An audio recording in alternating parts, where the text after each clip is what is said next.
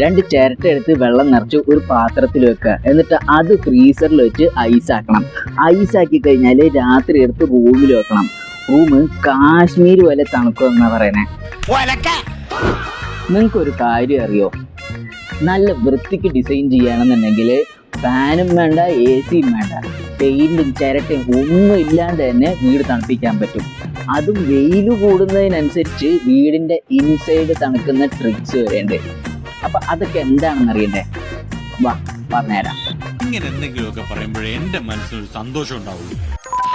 It's me Avinash, your friendly neighbourhood architect. അപ്പൊ ഇന്നത്തെ എന്റെ സ്റ്റോറി നമ്മൾ കാലങ്ങളായിട്ട് സഹിച്ച് കൂട്ടുകാരനാക്കിയ ചൂടിനെ പറ്റിയാണ്. സഹിച്ച് മൂപ്പരിപ്പ നമ്മുടെ സ്വന്തം വീട്ടുകാരനാണ്. ചൂടില്ലാതെ ഡിസൈൻ ചെയ്യാനായിട്ട് ഡിസൈനേഴ്സും മറന്നുപോയിരിക്കുന്നു. ഈ എല്ല് ശരിയാവുന്നില്ലല്ലോ. ഈ എല്ലൊക്കെ കൂടി ഞാൻ എവിടെ കൊണ്ടേ വെക്കും? മറിച്ചു വഹിക്കാനായിട്ട് വീട് വെക്കുന്നവനും ബോധമില്ല.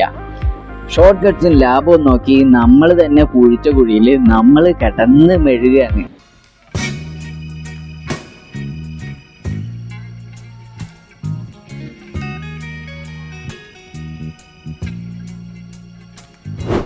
അപ്പൊ ഈ കുഴി എങ്ങനെ കുഴിച്ചതെന്നും അതെങ്ങനെ ഇറങ്ങാമെന്നും പറഞ്ഞുതരാം.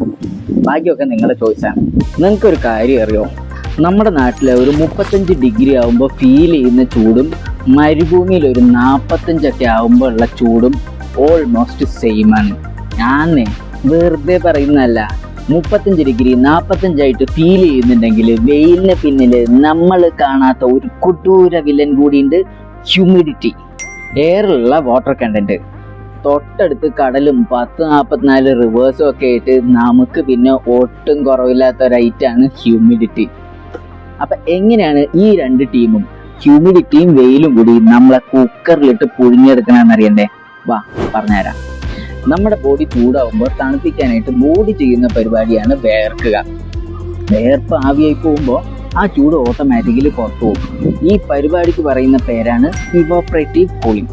ലിക്വിഡ് ഇവാപ്പറേറ്റ് ചെയ്യുമ്പോൾ അതിന് കോണ്ടാക്റ്റ് ഉള്ള ലിക്വിഡോ ഒബ്ജക്റ്റോ കൂളാകുന്ന പ്രതിഭാസം. തെർമോഡൈനാമിക്സ് ആണ്. കൂടുതൽ അറിയാനായിട്ട് ChatGPT ജെമിനിയോ എടുത്ത് നോക്കുക. വെയിലടിക്കുന്നിടത്തുനിന്നും ചൂടത്തുനിന്നും മാറി നിന്ന് കഴിഞ്ഞാൽ മതി, ബോഡി കൂളാവും. ബട്ട് നമ്മുടെ ക്ലൈമറ്റിന് ഹ്യൂമിഡിറ്റി കൂടുതലായതുകൊണ്ട് ഇവാപ്പറേറ്റീവ് കൂളിംഗ് ഭയങ്കര സ്ലോ ആയിട്ട് നടക്കുള്ളൂ. നമ്മുടെ ചുറ്റും ഓൾറെഡി നല്ല മോയ്സ്ചർ ഉള്ളതുകൊണ്ട് വേർപ്പ് ആവിയാവാൻ ടൈം എടുക്കും. അതുകൊണ്ട് തന്നെ വെയിലത്തുനിന്ന് മാറി നിന്ന് കഴിഞ്ഞാൽ നമുക്ക് തണുക്കില്ല. പോരാത്തതിന് വേർപ്പ് സ്കിന്നിൽ സെറ്റിലായിട്ട് ഒരു ഒട്ടൽ ഫീലിങ്ങും ഉള്ള ചൂട് ഡബിളായിട്ട് ഫീൽ ചെയ്യും. ഇനി കാറ്റൊന്നും ഇല്ലാത്ത സ്പേസിലാണെന്നുണ്ടെങ്കിൽ ഈ പുട്ടുണ്ടല്ലോ, അരിപ്പുട്ട്, ഗോതമ്പുട്ട്, റാഗിപ്പുട്ട്, ചിക്കൻ പുട്ട്, ചെമ്മീൻ പുട്ട്. പുട്ടോ? എനിക്ക് പുട്ടാ ഇഷ്ടം. എല്ലാരും എന്നെ പുട്ടൊരു മിസ് എന്നാ വിളിക്കുന്നത്. ചെറുതേ എന്നതാ അവന് വാലും തലയും ഇല്ലാത്തൊരു സംസാരം. മാറ്റമാരിപ്പോ ഈ പുട്ടും കുറ്റിയിൽ കിടന്ന് വേവുന്ന പോലെ നമ്മൾ വേവും.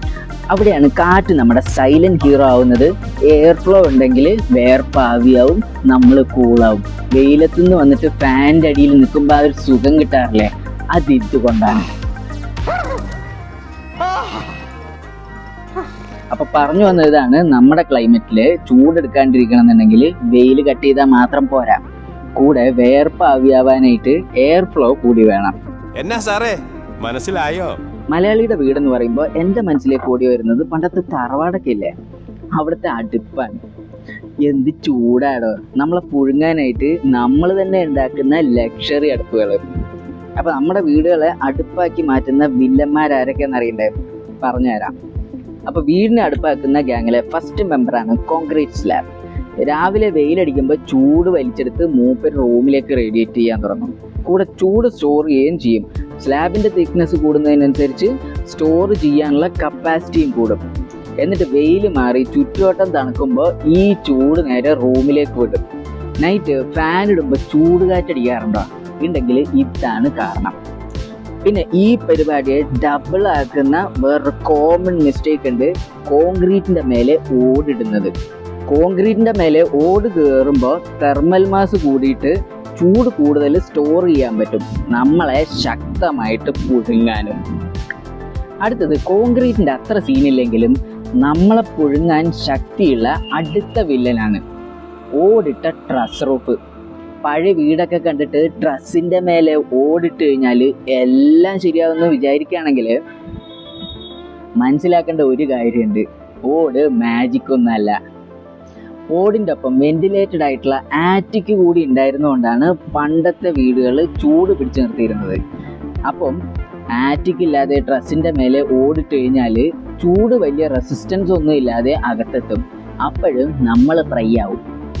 പിന്നെ ഓടിൻ്റെ അടിയിൽ സീലിംഗ് ഓടിട്ട് കഴിഞ്ഞാൽ പിടിച്ചു നിർത്താൻ പറ്റിയ ഹീറ്റ് ഒന്നും അല്ല കേരളത്തിൽ. ചൂട് വെളിയിൽ കളയാൻ പ്രോപ്പർ സ്ട്രാറ്റജി ഇല്ലെങ്കിൽ ഓടിട്ട റൂഫും കോൺക്രീറ്റ് സ്ലാബും ഒക്കെ കണക്കാനെ. ഇനി ഈ ഗ്യാങ്ങിലെ അടുത്ത വില്ലനാണ് ചെങ്കല്ലും ചൂടുകട്ടയും. പ്രോപ്പർ തെർമൽ മാസിന് വേണ്ടി തിക്നെസ്സോ ഇല്ലാത്ത ലാറ്ററൈറ്റും ബ്രിക്ക് വോളും. കോൺക്രീറ്റ് ബ്ലോക്കും ഈ കൂട്ടത്തിലേ കൂട്ടിയിട്ടില്ല. ഈ 8 ഇഞ്ച് 7 ഇഞ്ചും വോൾസ് പ്രൊട്ടക്ഷന് പകരം പ്രോപ്പർ ഹീറ്റ് ബാറ്ററി ആയിട്ടാണ് വർക്ക് ചെയ്യുക. കോൺക്രീറ്റ് പോലെ തന്നെ രാവിലെ വെയിലടിച്ച് ചാർജ് ആവുന്ന വോൾസ് രാത്രി റൂമിലേക്ക് ചൂട് ഡിസ്ചാർജ് ആക്കും. അത് മനസ്സിലാക്കാനായിട്ട് വെയിലടിക്കുന്ന മതിലിന്റെ ഇൻസൈഡ് രാത്രി തൊട്ട് നോക്കിയാൽ മതി, നല്ല ചൂടായിരിക്കും. അപ്പൊ ചോദിക്കും, പണ്ടത്തെ ലാറ്ററൈറ്റ് വോൾസും ചില ബ്രിക്ക് വോളും ഒക്കെ നല്ല തണുപ്പല്ലേന്ന്. ആണ്. ചെങ്കലിന് പ്രോപ്പർ തെർമൽ മാസ് കിട്ടണമെന്നുണ്ടെങ്കിൽ 1 അടി 1.5 അടിയൊക്കെ തിക്നെസ് വേണം. അതുപോലെ തന്നെ ബ്രിക്ക് വോള് റാട്രാപ്പ് ബോണ്ടിൽ ഇടയ്ക്ക് ഗ്യാപ്പ് ഇട്ട് കെട്ടൂലേ, അങ്ങനെ ചെയ്യുകയാണെന്നുണ്ടെങ്കിൽ വർക്ക് ചെയ്യും. അങ്ങനെ അല്ലാത്ത ലാറ്ററൈറ്റ് ആൻഡ് ബ്രിക്ക് വോൾസ് ആണ് നമ്മുടെ സ്റ്റോറിയിലെ വില്ലൻ.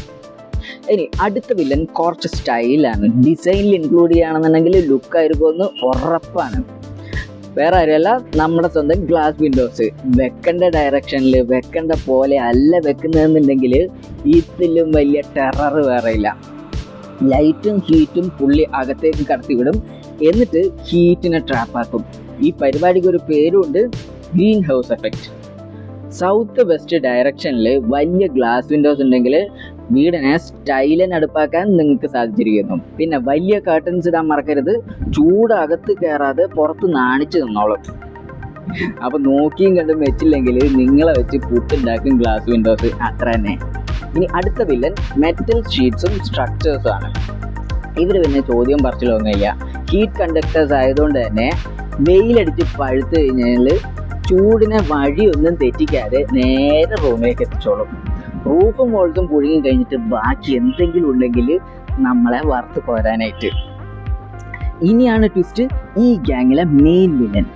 ഇവരുടെയൊക്കെ ബോസ് വേറെ ആരുമല്ല, നിങ്ങൾ തന്നെ. വഴി കൂടി പോണവരും കവടി നിർത്തുന്നവരും പറയുന്നത് കേട്ടിട്ടും എവിടെ നിന്നൊക്കെയോ ഓരോന്ന് കണ്ടിട്ടും അത് ഇവിടെ വേണമെന്ന് വാശി പിടിച്ചു കഴിഞ്ഞാൽ ഡിസൈനേഴ്സിനും പ്രത്യേകിച്ചൊന്നും ചെയ്യാനില്ല. നിങ്ങളെ പുഴുങ്ങുന്ന അടുപ്പുണ്ടാക്കി തരുന്ന അത്ര തന്നെ. ഭയങ്കരം തന്നെ. അപ്പോൾ ഹ്യൂമിഡിറ്റി മെറ്റീരിയൽസും വില്ലനാകുന്നത് എങ്ങനെയാണെന്നാണ് ഞാൻ പറഞ്ഞത്. പിന്നെ ഈ വില്ലന്മാരുടെ ഗ്യാങ് അവിടം കൊണ്ടൊന്നും തീരുന്നില്ല. ഡിസൈൻ എങ്ങനെ വില്ലനാകുന്നെന്നും നമ്മുടെ കുറച്ച് ബ്രില്യൻ മൂവ്സ് എങ്ങനെ നമ്മുടെ തന്നെ കുഴി വെട്ടുന്നതെന്നും അടുത്ത വീഡിയോയിൽ പറഞ്ഞുതരാം. അപ്പോൾ ഈ വിഷയത്തിൽ നിങ്ങളുടെ കമൻസ് താഴെ പറയും. നമുക്കിത് വെടിയും പുകയായിട്ട് ലൈവായിട്ട് കൊണ്ടുപോകാന്നേ.